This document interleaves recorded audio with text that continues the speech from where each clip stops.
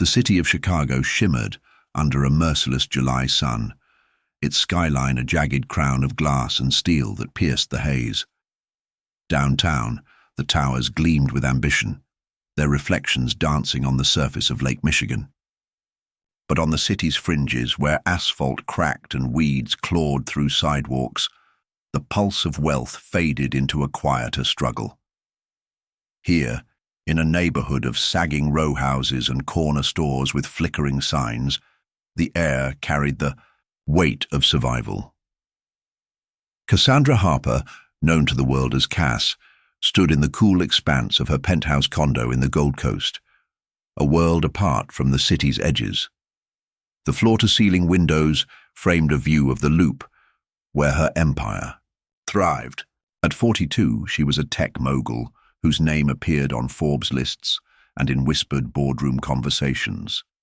Her software startups had reshaped industries, her AI ventures predicted market shifts with eerie precision, and her reputation for ruthless strategy preceded her. She didn't just play the game, she rewrote the rules. Today she was preparing for the most pivotal meeting of her career. A merger with a rival firm, Neuraltech, promised to dominate the AI sector, a deal worth billions. Cass adjusted the lapel of her tailored navy suit, her movements precise.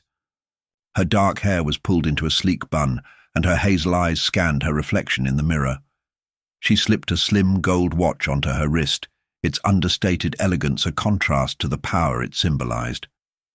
Satisfied, she nodded once, a silent affirmation of control. Her phone buzzed on the marble counter. "Cass, the car's ready," her assistant Priya said through the speaker. "The team's already at the Hancock Center. They're prepping the boardroom." "Good," Cass replied, her voice smooth but clipped. "I'll be down in 5. She grabbed her leather briefcase and headed for the private elevator. The doors slid shut and the hum of descent steadied her focus. The merger was a chess move she'd planned for months. Neuraltech's CEO, a man named Victor Lang, was a formidable opponent, but Cass thrived on challenges. She'd outmaneuvered men like him before. Charm, data, and a touch of intimidation were her weapons. The elevator opened to the condo's lobby, where sunlight poured through glass walls. Outside, a black Escalade idled at the curb, its polished surface catching the sun's glare. Her driver, Marcus, a broad-shouldered man in his 50s with a salt-and-pepper beard, stood by the rear door. He gave her a nod as she approached, his eyes scanning the street out of habit. Cass stepped onto the sidewalk, her heels clicking against the pavement. The air was thick, the kind of heat that pressed against your skin. She barely noticed the figure standing just beyond the security gate, a chain-link barrier that separated her world from the street. A boy, small and wiry, maybe 10 years old, hovered there, his presence almost swallowed by the city's noise. She would have missed him entirely, if not for his voice. "Miss, please," he said, the words soft but piercing. Cass paused, her hand on the car door. She turned, her brows knitting together. The boy stood with his hands clasped tightly, fingers interlaced as if in prayer. His clothes, a faded yellow t-shirt and threadbare jeans, hung loosely on his frame. Dust smudged his cheeks, and his dark hair was matted with sweat. But it was his eyes that stopped her. Deep brown, almost black, they held a quiet urgency, a weight that didn't belong in a child's gaze. "What did you say?" Cass asked, her tone sharp but curious. The security guard, a burly man named Tony, stepped forward, his hand raised, to shoo the boy away. "Kid, you can't be here. Move along." Cass lifted a hand, stopping him. "Wait." She took a step closer to the gate, her eyes locked on the boy. "What do you want?" He didn't flinch under her scrutiny. "Please don't go. Something bad will happen at that place." The words landed like a stone in still water. Cass felt a prickle at the back of her neck, though she couldn't place why. She tilted her head, studying him. "What place?" The tall building with the eagle out front, he said without hesitation, the one with the black glass. Her breath caught. The John Hancock Center, where her meeting was set, had a bronze eagle statue at its entrance, a detail not widely advertised. Only her inner circle knew she'd be there today. Priya, her top executives, and Marcus. No one else. Who told you? This, Cass asked, her voice low, almost a whisper. The boy shook his head. No one. I saw it. His lips trembled slightly, but his eyes stayed steady. In my sleep. Cass straightened, the absurdity of it snapping her back to reality. A street kid claiming prophetic dreams. She'd heard stranger pitches in boardrooms, but this was ridiculous. Still, something about his certainty gnawed at her, a faint echo of the instincts that had built her fortune. You should be in school, she said, brushing it off. Not telling stories on sidewalks. She turned to Tony. Take him to the shelter on Division Street. Make sure he gets food. The boy didn't move. If you go, you'll be sorry, he said, his voice so calm it sent a chill down her spine.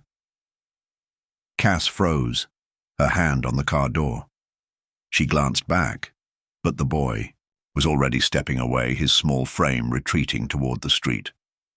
Marcus opened the door for her, and she slid into the leather seat, the air-conditioned interior a stark contrast to the heat outside.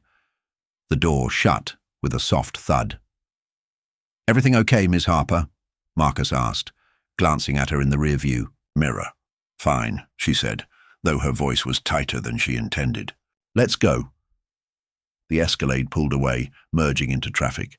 Cass stared out the window, the city blurring past.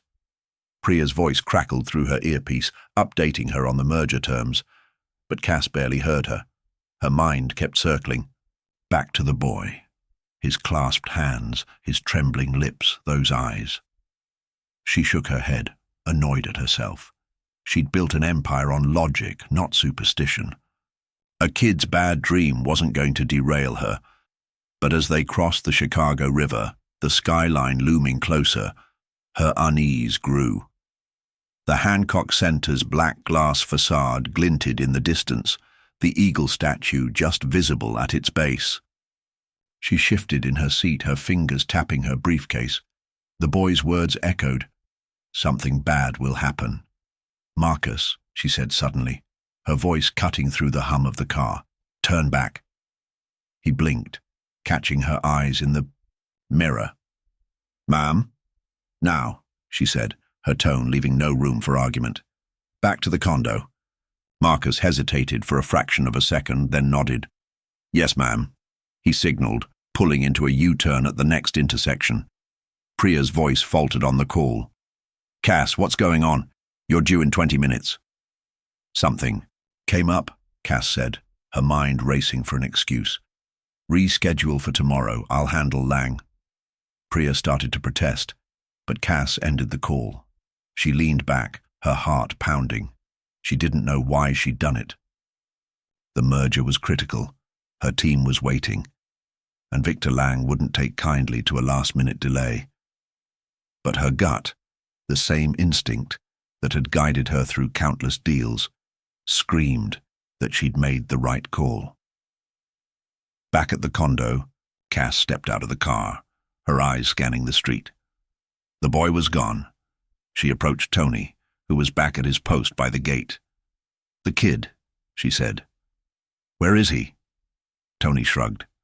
Dropped him at the shelter, like you said. He didn't say much, just followed along, Cass nodded, though her unease didn't lift. She returned to her penthouse, the silence of the space amplifying her thoughts. She poured a glass of water, her hands unsteady, and stood by the window, staring at the skyline. The Hancock Center loomed in the distance, a dark sentinel against the blue sky. An hour later, her phone buzzed with a news alert. She glanced at the screen and her blood ran cold. Breaking news: structural collapse at John Hancock Center. Dozens injured, cause unknown.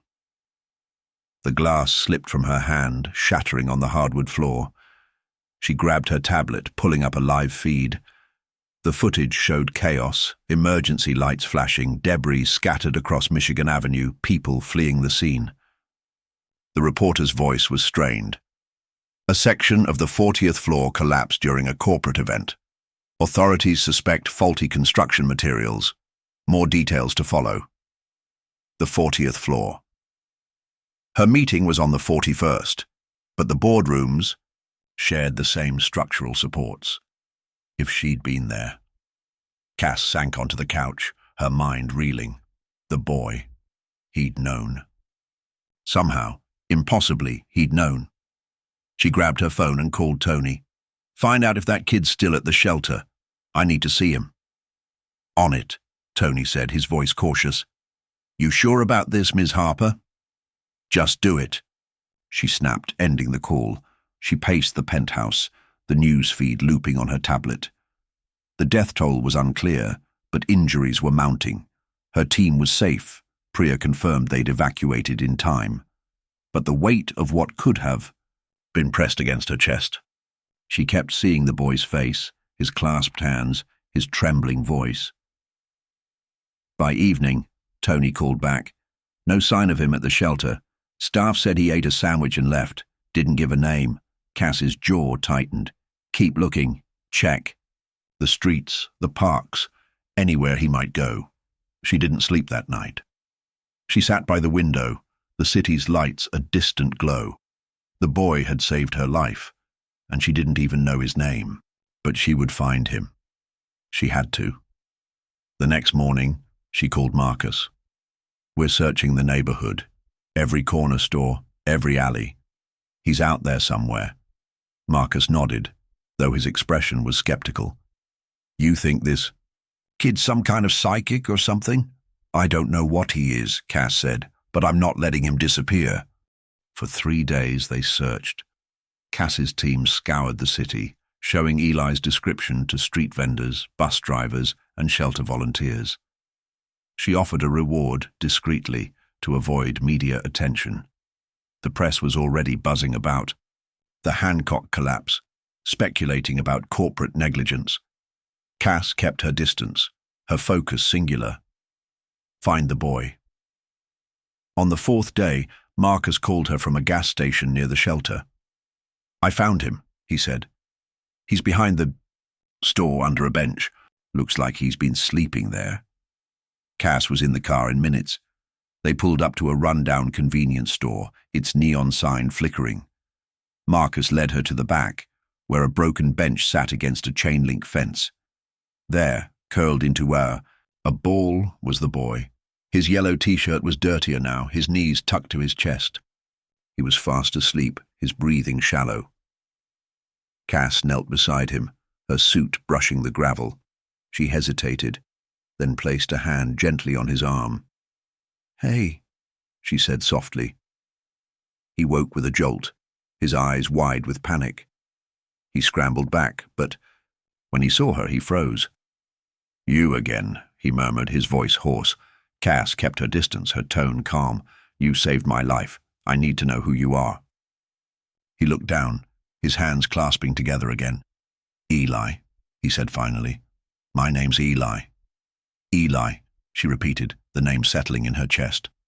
"Come with me. You're not staying out here." He shook his head, his eyes wary. "I don't need help." "You're a kid," she said, her voice firm but not unkind. "You're not sleeping under benches. Let me get you food, a place to rest. We'll figure out the rest later." Eli studied her, his gaze searching for something, deception, maybe, or pity. He must not have found it because he nodded just once. Cass stood, offering her hand. He didn't take it, but he followed her to the car. As they drove back to the condo, Cass glanced at him in the rearview mirror. He sat stiffly, his hands still clasped, his eyes fixed on the city passing by. She didn't know what she was doing, bringing a street kid into her world. But she knew one thing. Eli wasn't just a stranger.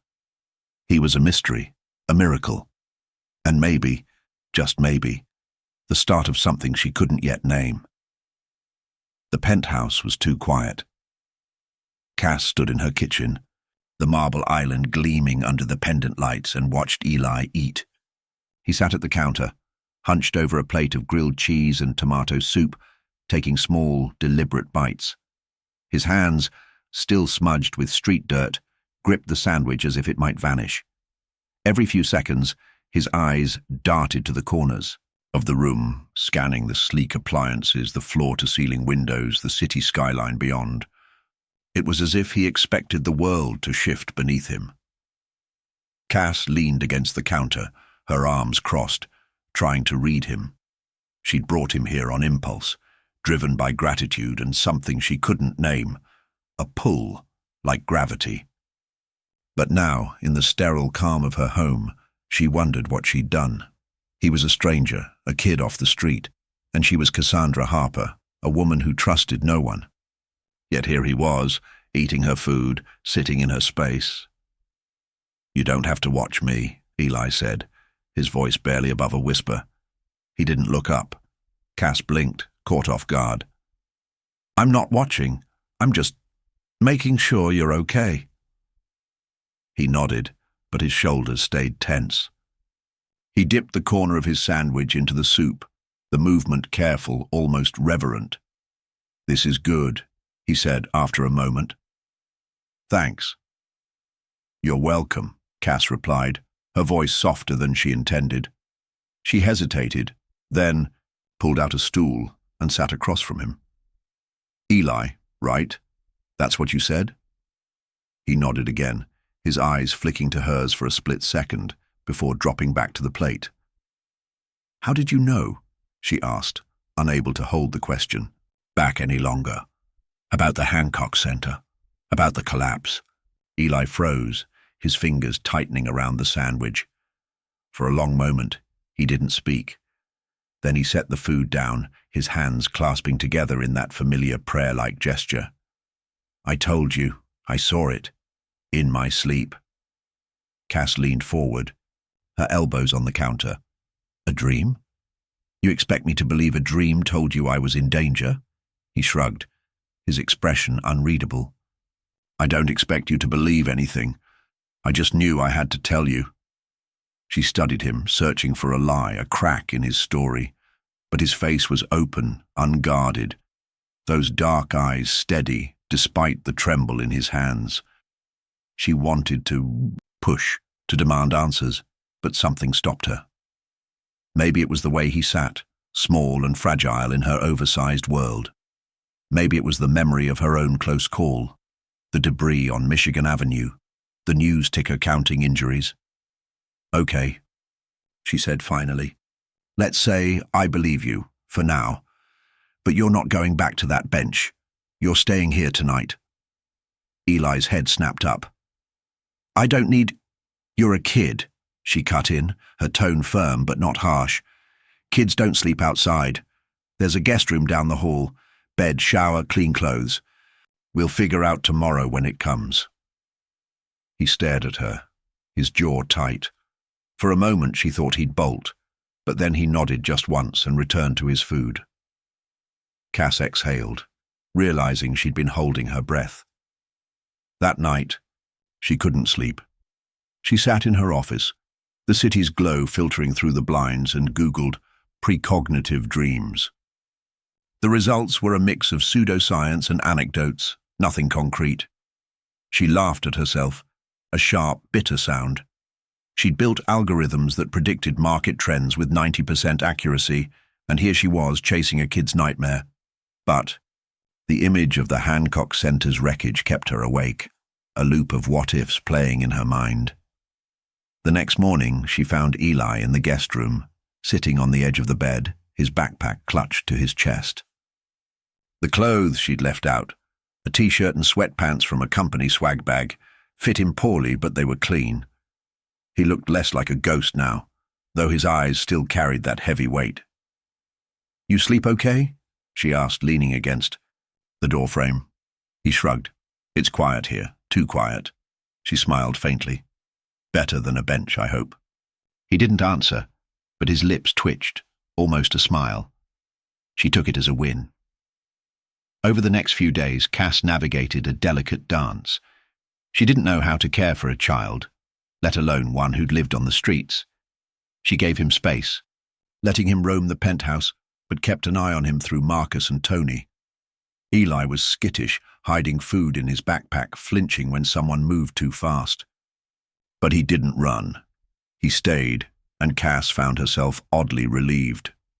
She called Priya, who was still fuming about the rescheduled merger. "Cass, Lang is livid. He's threatening to walk. And what's this about a kid? Marcus said you brought some boy home?" "He's a guest," Cass said, dodging the question. "I'll handle Lang. Set the meeting for next week, and get me the best family lawyer in Chicago. Discreet." Priya paused.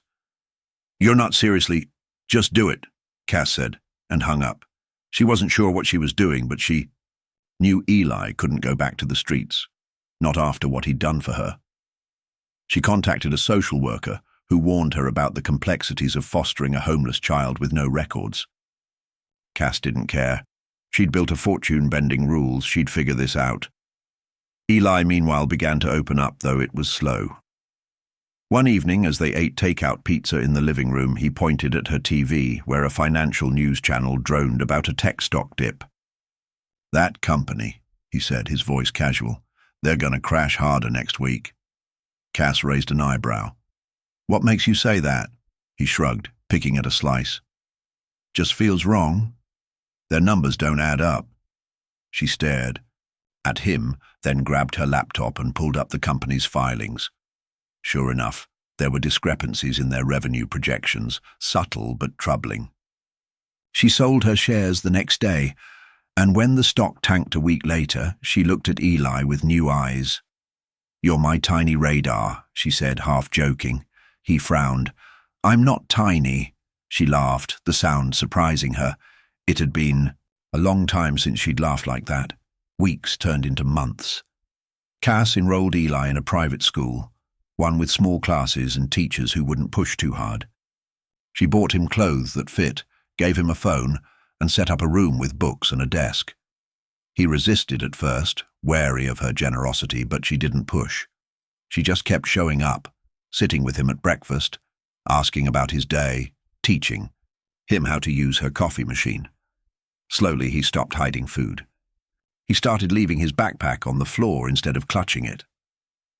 One night, as they sat on the penthouse balcony, the city sparkling below, Eli spoke without prompting. "My mom used to get dreams too," he said, his eyes fixed on the horizon. "She called them warnings, sometimes memories." Cass turned to him, her heart quickening. "What kind of warnings?" He shrugged, his voice distant.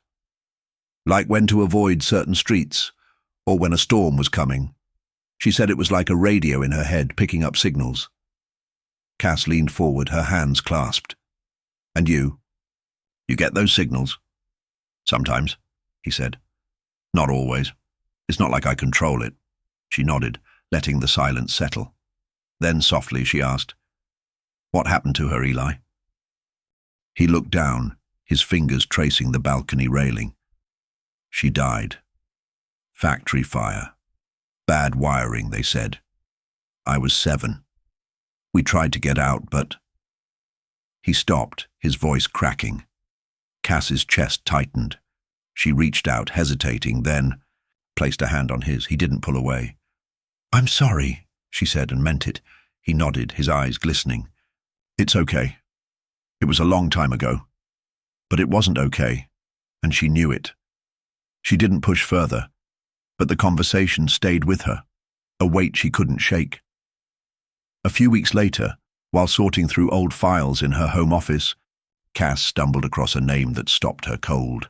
In a box of records from her first startup, a real estate venture she'd sold off a decade ago, was a lease contract. The tenant's name, Mara Tate. Apartment 312, in a low-income complex on Aman Bay, the south side. The same complex had burned down 8 years ago due to faulty electrical wiring. 32 tenants displaced, 3 dead. One of them, according to the attached report, was Mara Tate. Cass's hands shook as she read the file. Her company had owned the building briefly, flipping it to a larger firm before the fire. She hadn't been involved in maintenance, hadn't even visited the property. But her name was on the paperwork, a ghost from her past. She closed the file, her heart pounding. It couldn't be a coincidence. The next morning, over breakfast, she asked Eli as casually as she could, "What was your mom's name? Her full name?" "Lila Tate," he said, not looking up from his cereal. Cass's fork slipped, clattering against the plate. She stared. At him, the room tilting. Lila. Mara. A nickname, maybe, or a typo in the records. But the truth was undeniable. The fire that killed Eli's mother had happened in a building her company owned. She excused herself, retreating to her office where she sat with the file open, her mind spiraling. Eli had saved her life, and she'd been tied to his loss all along. Guilt clawed at her, sharp and unrelenting. She hadn't caused the fire, hadn't cut corners, but it didn't matter. Her name was on the lease. Her empire, her ambition, had touched his tragedy. That evening, she found him in his room, reading a book on coding she'd given him. She sat on the edge of his bed, the file in her lap. "Eli," she said, her voice unsteady, "I need to tell you something." He looked up, his eyes narrowing. She took a breath and told him everything. The building, the lease, his mother's name in the records. She braced for anger, for him to run, to hate her. But Eli just listened, his face unreadable. When she finished, he was quiet for a long time. Then he said, "Maybe this was supposed to happen." Cass's eyes stung. "I'm so sorry, Eli, I didn't know." He looked at her, his gaze steady. "I don't blame you. You didn't start the fire, and you saved me too." She broke then, tears spilling over. She reached for him, and this time he let her pull him into a hug. They stayed like that, two people bound by loss and miracles, until the city's lights blurred through her tears. In the weeks that followed, Cass made a decision. She didn't just want to care for Eli, she wanted to honor his mother. She launched the Lila Tate Foundation, a non-profit dedicated to safety renovations for low-income buildings and fire prevention education. She brought Eli to the first meeting, letting him sit at the table with her team. He was quiet, but when he spoke, his ideas were sharp, practical. Cass watched him, pride swelling in her chest.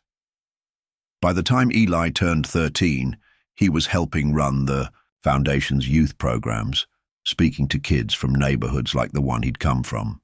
Cass took him to her boardrooms, introduced him to her network, taught him the language of business. In return, he gave her something she hadn't known she'd needed: trust, wonder, a reason to look beyond the bottom line. One night, as they stood on the balcony, Eli looked at her and said, "You didn't have to do all this. The foundation, the school, everything."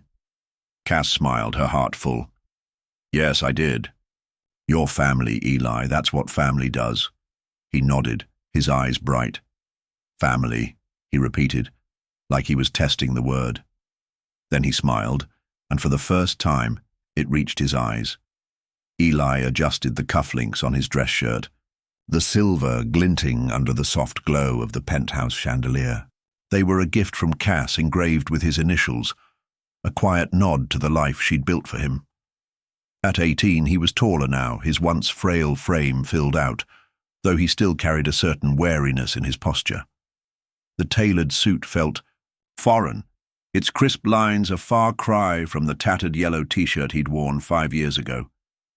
He tugged at the collar, catching his reflection in the floor-length mirror. The boy staring back was both familiar and a stranger. "Stop fussing," Cass said, stepping into the room. She wore a sleek black gown, her hair swept into an elegant updo, but her smile was warm, unguarded. "You look like you belong." Eli snorted, his lips twitching. "Belong where? A boardroom or a runway?" Both, she said, crossing her arms. You've earned it. He didn't argue, though part of him still flinched at the idea of belonging anywhere.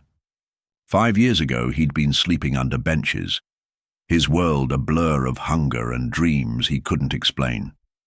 Now he was weeks away from graduating high school, a straight-A student with a knack for coding and a role in the Lila Tate Foundation, the non-profit Cass had founded in his mother's name.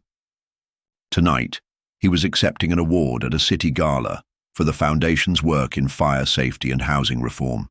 The irony wasn't lost on him, a street kid in a suit shaking hands with Chicago's elite. Cass tilted her head, studying him. Nervous? Nah, he lied, then sighed. Maybe a little. I'm not you. I don't do speeches. You don't have to be me, she said. Just be Eli. That's enough. He nodded, her words settling the knot in his chest. She had a way of doing that, cutting through his doubts with a few quiet truths. Over the years, Cass had become more than a guardian. She was his anchor, his family, the one who'd seen past the dust and fear to the person he could be.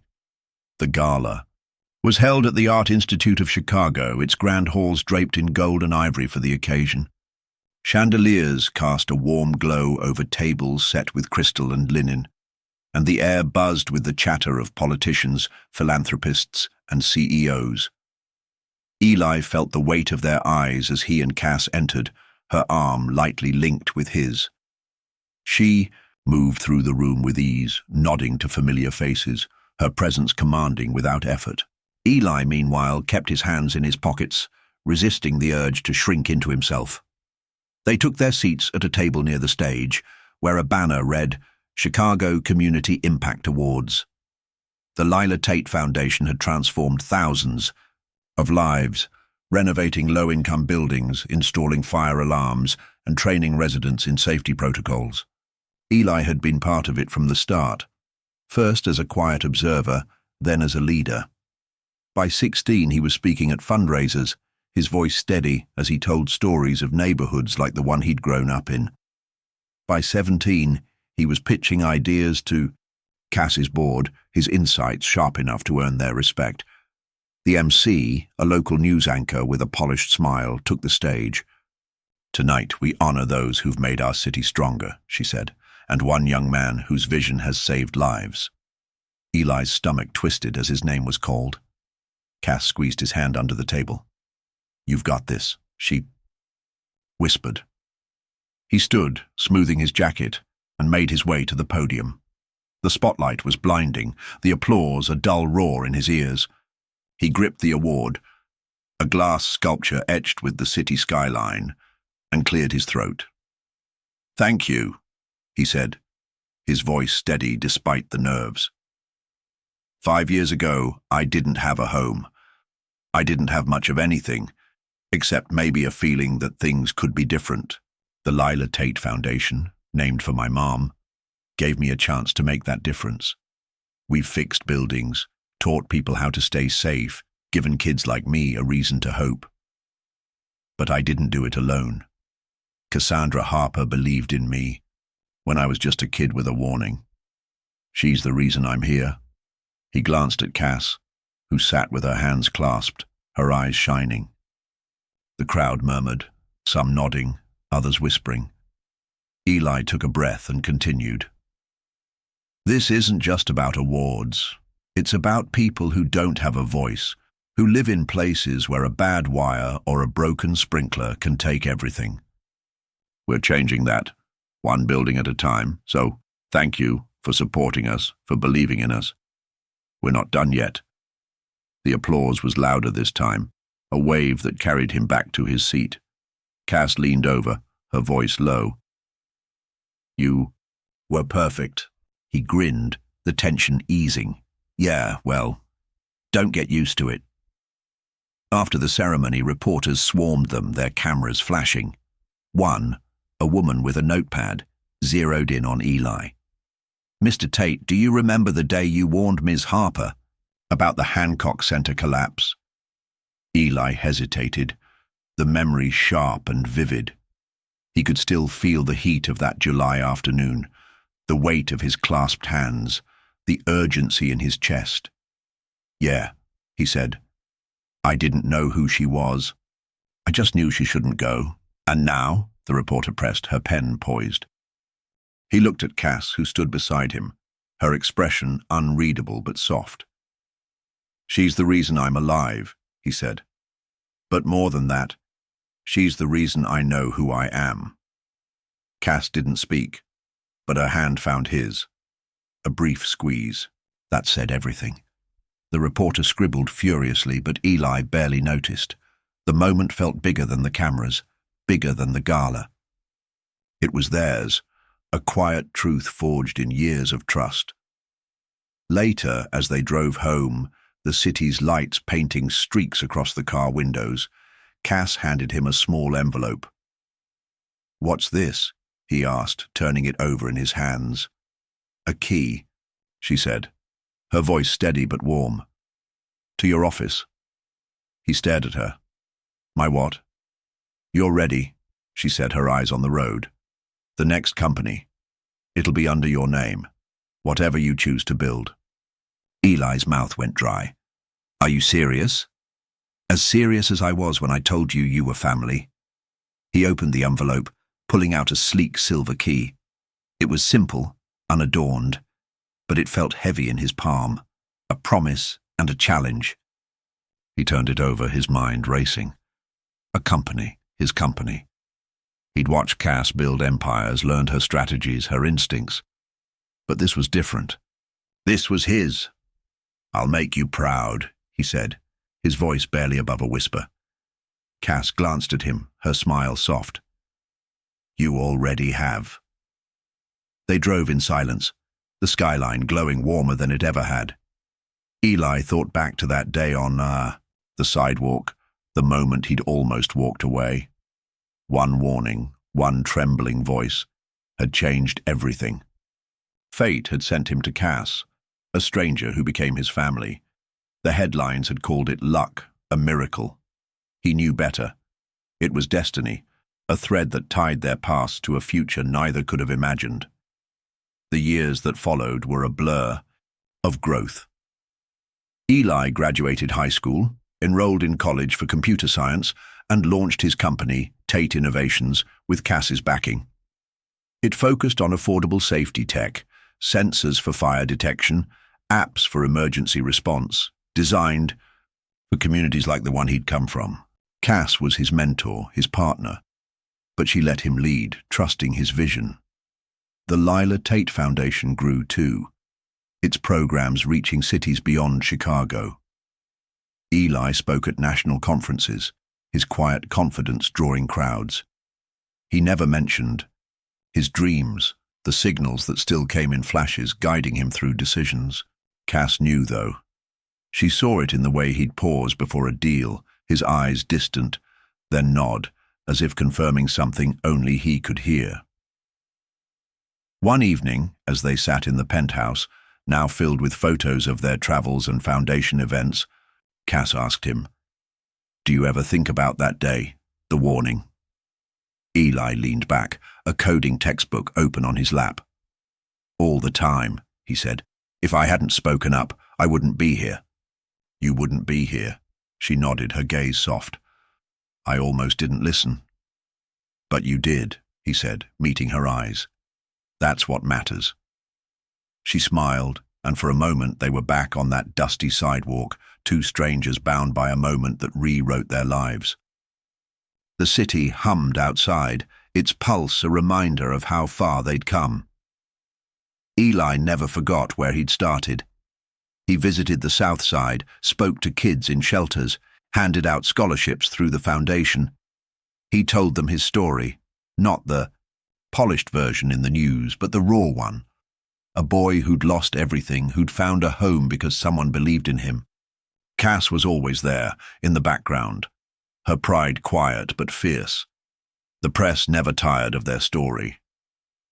The orphan who warned a billionaire ran in every major outlet, but Eli and Cass refused interviews. Their bond wasn't for spectacle.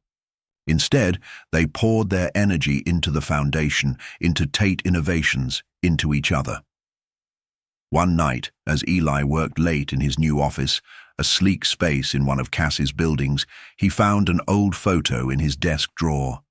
It was him and Cass at the gala, his suit slightly too big, her arm around his shoulders. He smiled, tracing the edge of the frame. That boy, the one who'd clasped his hands and trembled, was still in him. But so was the man he'd become, the one who'd turned a warning into a legacy. He picked up his phone and texted Cass. "Thanks." "For everything," her reply came seconds later. "Always, Eli. You're my family." He leaned back, the city's lights winking through the window. The skyline, once cold and distant, felt alive now, a canvas of dreams and second chances. Fate had brought them together, a billionaire and a boy, a warning that became a future. And as Eli closed his eyes, he felt it again. That signal, that quiet hum, telling him the best was yet to come.